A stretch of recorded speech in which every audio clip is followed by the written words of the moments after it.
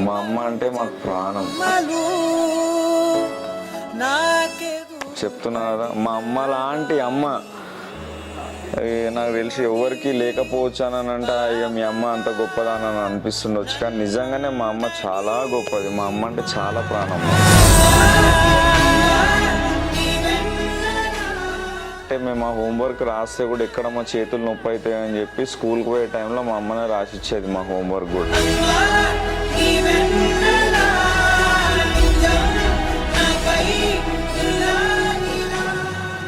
అయ్యా మస్తు సార్లు కొట్టిండు.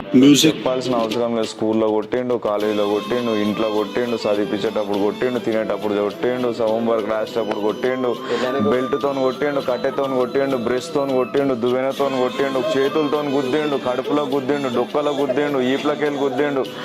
నార్మల్గా కాదు, ఏడ కొట్టలేడు, ఎట్లా కొట్టలేడు అని అడుగు. అంత